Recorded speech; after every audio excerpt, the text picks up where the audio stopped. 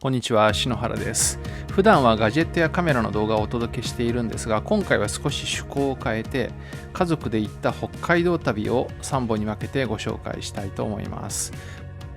第1弾の今回はサンフラワー札幌で行く北海道大洗苫小牧フェリー旅の流れと料金と題してお届けしたいと思うんですが、その前にまずは準備編ですね。キャンプとか車中泊、そしてホテル泊なども差し挟みつつ2週間ぐらい旅する予定だったので、キャンプ道具一式と2週間分の着替え、秋物の衣料なども持っていきました。プラスいつも私が紹介しているようないろんなガジェットカメラ類ですね。そして車はハイエースです。で、後ろがですね、こんな感じの跳ね上げ式のベッドキットを搭載しております。で、今回は荷物の出し入れが多くなると思いまして、なるべく大きな箱に荷物をボンボンボンと入れて、総点数を少なくして乗せ下ろしが楽になるように考えてパッキングしました。神戸から新名神、そして新東名などを走り継いで東を目指します。いつも思うんですけど、静岡って長いですよね。そして富士山は曇っていて全く見えませんでした。そして新東名の駿河湾沼津サービスエリアで1回目の休憩です。ラーメンなどを食べつつ、そしてお腹もいっぱいになって眠気マックスでまた海老名で休憩です。もうなかなか進みませんが、やっと東京に到着します。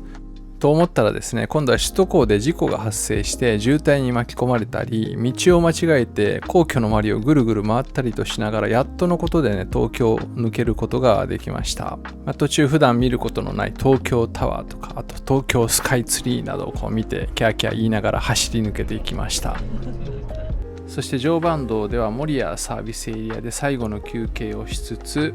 やっとのことで北関東道に入り、そして終点のフェリーターミナルほど近い水戸大洗で高速を降りることができました。神戸からの走行距離が730キロということで、もうすでに大旅行を終えたような感じがしました。そして地元のセイミヤというスーパーでいろいろ食材、ビールなどを仕入れて大洗フェリーターミナルに向かいます。そして時刻はおよそ18時ですが、無事大洗港フェリーターミナルに到着しました。もうすでに太陽がね、かなり傾いています。8月も終わりに近づくともう日が短くなってきますよね。そして今夜乗船するサンフラワー札幌を横目に見つつ、ターミナルビルへと向かいます。祝うフェリー新造船就航とありますが、これはですね、深夜便で私たちが乗るフェリーではありません。この自動端末でチェックインを試みたんですが、私たちのチケットはできませんでした。それで窓口に並びました。で、待ち時間も退屈しないようにいろんなものが用意されてるんですが、これ昔のサンフラワーの非常に精密な模型がありました。巨大でしたね。プールがついてたり、なんかサーカス小屋みたいなのがあったり、サーカス小屋じゃないとは思いますが、かなり豪華ですね。で、ちょうど地図があったんですが、この大洗、ここから苫小牧へ向かう航路になります。そして出港は19時45分で到着は13時30分となっております。苫小牧西港まで約18時間の船旅となっています。で、今回乗るのはこの札幌になります。総トン数 13,816 トン、大きいですね。で、旅客定員は590名、全長 199.7 メートルということで、この4隻どれもが200メートルちょっと切れる感じなんで、調べてみたら200を超えると巨大船という扱いになってよりややこしくなるみたいですね。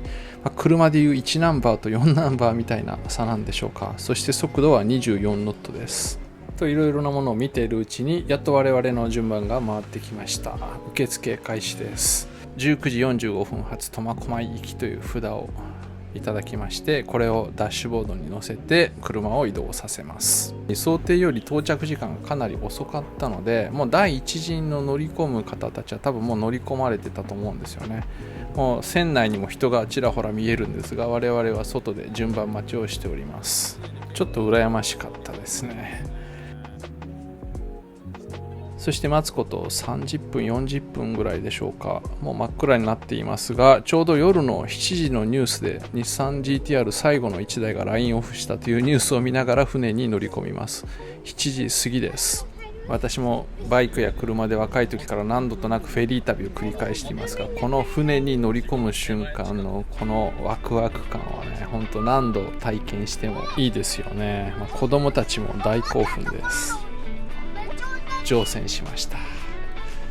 もうトラックもね結構きっちりと収まっている状態で、隙間にねじ込むような形で止めました。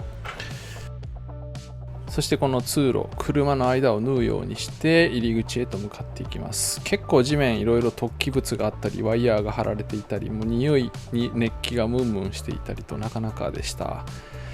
従業員の皆さん本当お疲れ様ですよね。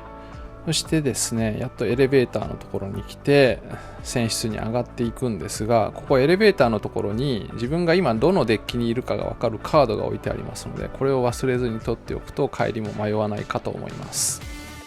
そして係の方に優しく案内してもらい、いよいよお部屋に到着です。私はですね、撮影機材とかクーラーバッグとか、なんやらかんやら大量の荷物とともに歩いております。でいよいよお部屋に到着です。で私たちが泊まったのは5階で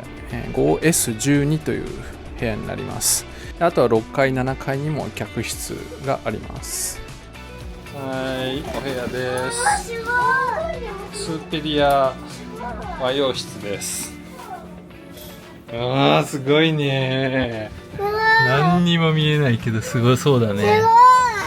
部屋については後ほどまた詳しくお見せしたいと思います。ボディタオル、シャワージェルが入る、コンディショナー、シャンプー、綿棒。これが一番嬉しいじゃんね。サンフラワーのタオルが入ってます。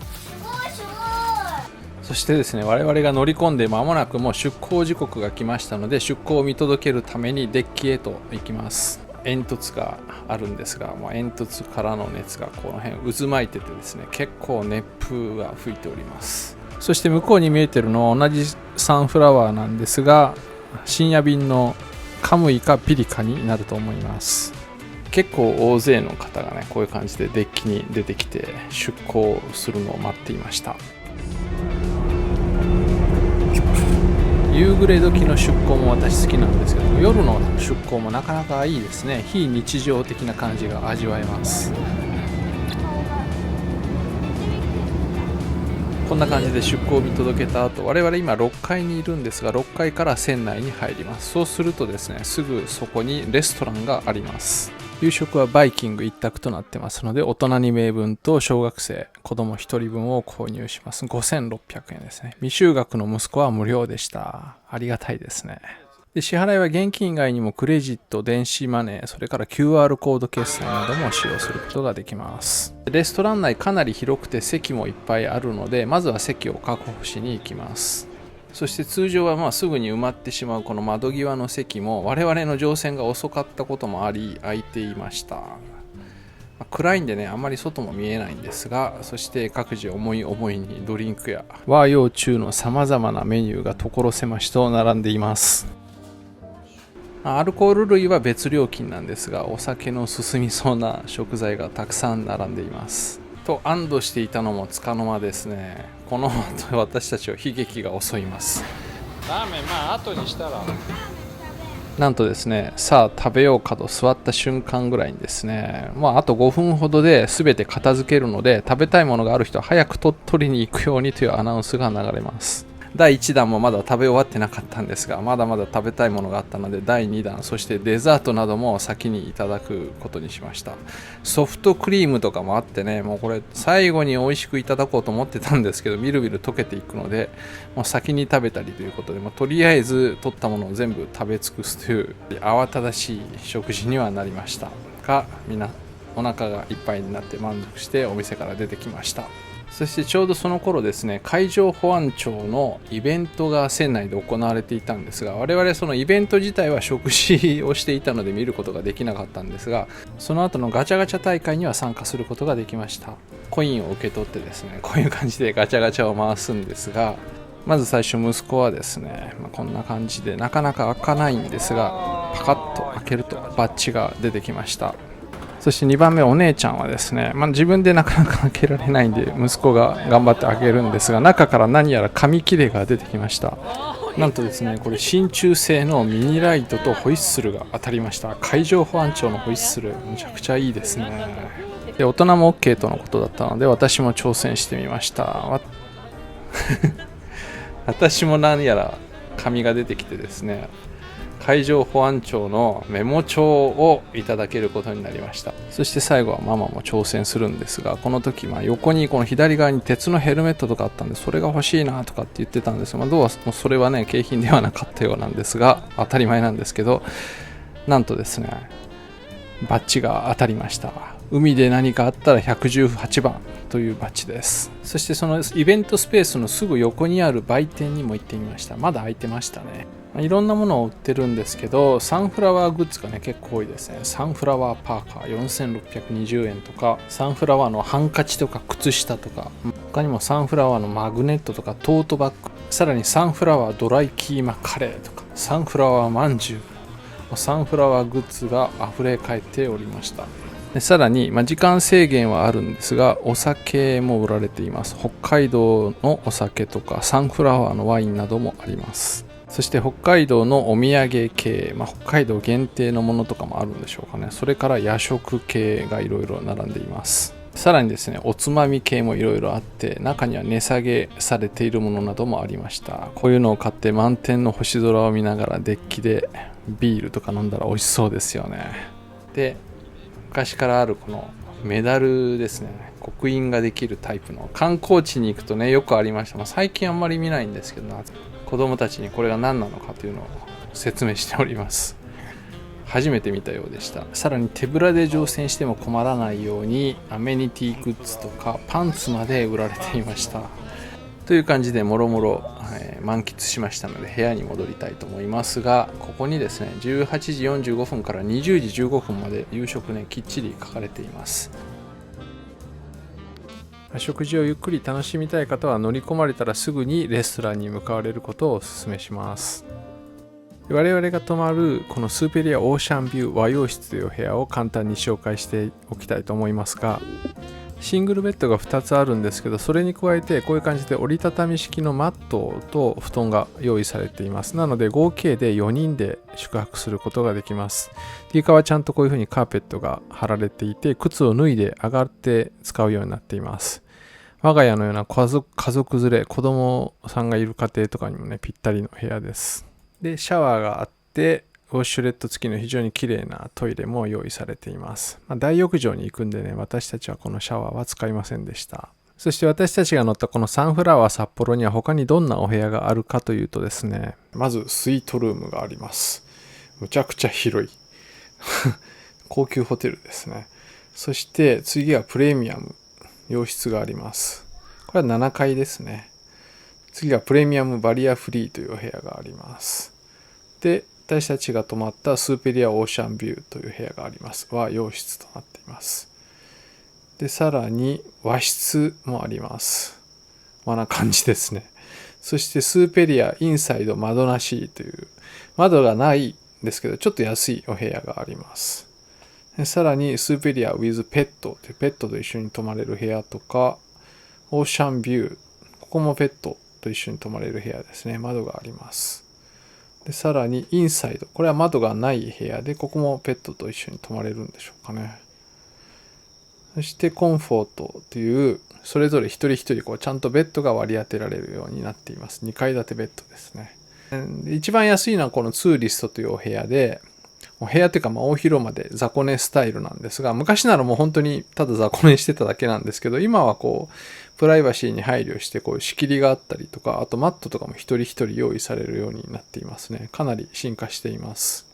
でこの後ですね、映像にはないんですが、こんな感じの大浴場に入ってきました。なんとサウナまで完備されてるんですが、真っ暗な海を眺めつつゆったりとお風呂に浸かることができました。そしていよいよ寝る時間が迫ってくるんですが、本当に長い一日でした。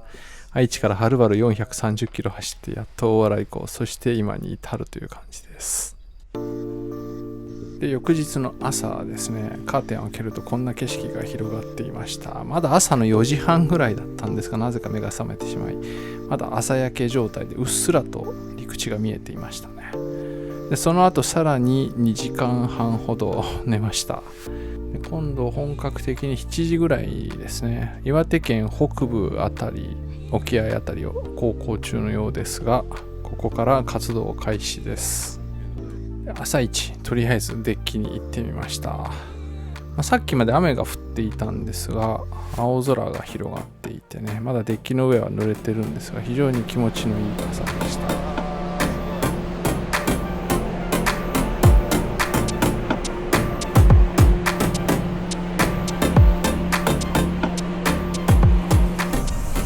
そしてこの何もない海の後ろにまっすぐ伸びるこの鉱石がね、またいいですね。旅情を誘います。息子と一緒にひとしきり楽しんだ後、再度船内に戻ります。でここはですね、女湯ですね。女性用の大浴場です。でランドリーがあって、私たち行きなので服も特に洗うものはなかったんですが、旅の帰りなんかもね、ここで洗濯できますよね。そして給湯室があるので、電子レンジ、そしていつでも熱湯が出るようになっていて、カップラーメンを食べるのにも便利です。そして我々も朝風呂に入りに男性用大浴場へと向かいました。で時刻は8時14分ですね。結構雨がまた降ってきました。天気がね、コロコロ変わっています。海はね、まあまあ穏やかだったんですが、緩やかにこう左右に揺れている感じがずっと続いていました。酔うほどではなかったですね。家族誰も酔いませんでした。キッズランドの中はこんな感じになっております。18時間なのでそんなに長くはないんですが、子供たちはね、すぐ退屈しますので、ここで発散できるのはいいですよね。でそうこうしているうちに苫小牧まであと4時間半ぐらいですね。青森県の沖合を 25.1 ノットで航行中というふうに書かれていました。予定通り到着するようです。でこれがですね、船内の見取り図なんですが、この船は7階建てになっています。私たちが車を置いたのはここですね。デッキ3階です。で止まっているのは5階になります。この船の特徴として、進行方向の左側に窓付きの客室が、5階と6階なんですが、ずらっと並んでいます。で右側はプロムナードがあって大きな吹き抜けになっています。5階と6階の吹き抜け部分が作られています。これがね、この船の特徴のようです。この部分の窓は縦長にできていて、外の景色も非常によく見えるんですが、ここで皆さん思い思いの時間を過ごされていましたなどと、いかにも詳しそうなこと言っているんですが、キッズルームにあったこの船体解剖図ネオの中にですね、なんと今回載っているこのサンフラワー札幌の詳しい解剖図が載っていました。すべてここに書かれていた情報の受け売りになります。そしてですね、なんと2日目の今日も船内イベント第2弾があるということで、またここに集合しました。今回はですね、操船室に入ることができるツアーということでね、これは参加せねばということで参加してきました。で一度に行けるのが10人ほどということで順番待ちだったんですけど、順番待ちの間はこの船長さんみたいな格好をして写真を撮ったりすることができるようになっていました。でさらに待ち時間があったので、子どもたちはその間にですね、この海上保安庁の方に2種類ロープワークを教えてもらっていました。こういうの初めての体験だったようですけど、非常に楽しんでいました。でそうこうしているうちにですね、我々の順番が来て、みんなでこうゾロゾロと歩いて操船室に向かいます。普段は立ち入れないエリアを通り抜けて、もうそれだけでも結構楽しいんですが、操船室へと入っていきますけど、親の方がね、私の方がちょっと興奮気味でした。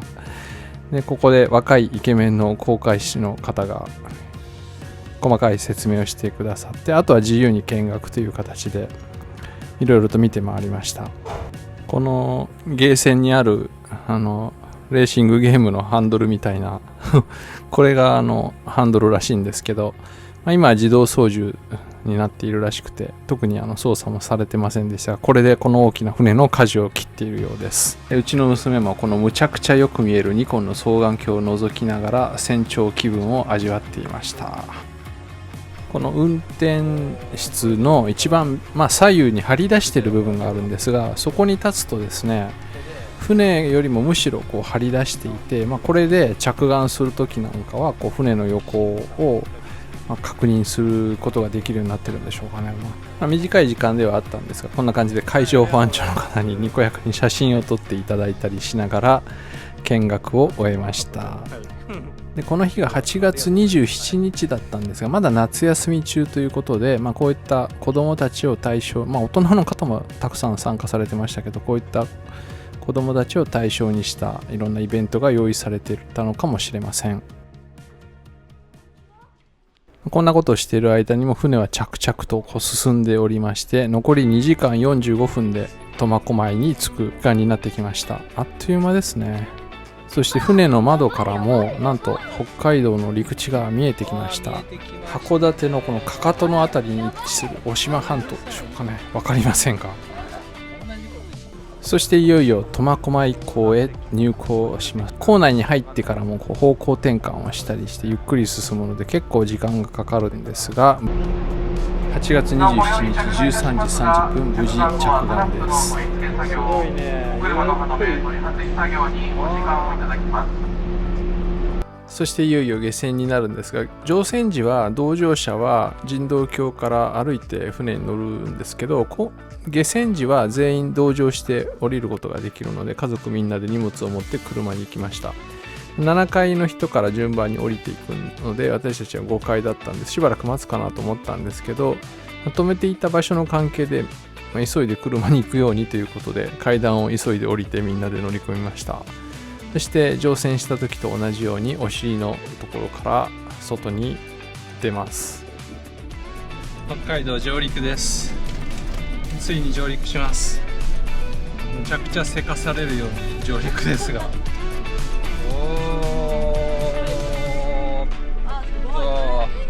これは名古屋から来る太平洋フェリーですね。通常名古屋から西の方であればこの太平洋フェリーで来られる方もね結構いらっしゃると思うんですけど、時間がね40時間かかるんですね。船内で2泊します。うちの両親は、同じ日にこの船に乗って苫小牧に向けて出発したんですが、到着はこの翌日になるんですね。なので大洗港まで行くのは結構時間も体力もいるんですが、時間的には半分ぐらいで済むので、時間がない方にはこの東京関東航路もねおすすめですね。飛行機だとね神戸空港からでも1時間少々で来れてしまって、今年の2月にも来てるんですけど、それとはもう全然違う感じですね。自分の乗ってる車でそのまま北海道の道を走っているっていうのもなんか不思議な感じしますし、ここに来るまでのプロセスがすごくたくさんありますので、全然普段の飛行機の旅行とは違う感覚を味わうことができます。旅をしているという感じがねすごくします。飛行機でしか行ったことがないっていう方も多いと思いますけど、ぜひ船旅も体験されてみてください。かなりおすすめです。ということで北海道家族旅行第1弾、サンフラワー札幌で行く北海道大洗苫小牧フェリー旅の流れと料金いかがだったでしょうか。皆さんの旅の参考にしていただければ嬉しいです。第2弾ではキャンプとか車中泊、そしてユースホステル、Airbnb、ホテルなどに宿泊しながら旅をした様子をお届けしたいと思います。第3弾は行った場所とか食べたものなど、良かった点、いまいちだった点などをまた動画にしたいと思っています。そして参考までに今回私たちが行ったのと同じルートをたどるとすると大体このぐらいかかるという費用を表示しておきたいと思います。一見するとフェリー高そうに感じるんですけど、車1台とさらに4人分の費用になりますので、飛行機でもねセールの時以外では2万円とかしますし、家族4人で18時間いろいろ楽しむことができますので、これはこれでねすごくいいんじゃないかなと思います。また最終的に総額いくらかかったかっていうのも別のビデオでも紹介したいと思います。ということで今回もご視聴ありがとうございました。ではまた次の動画でお会いしましょう。さようなら。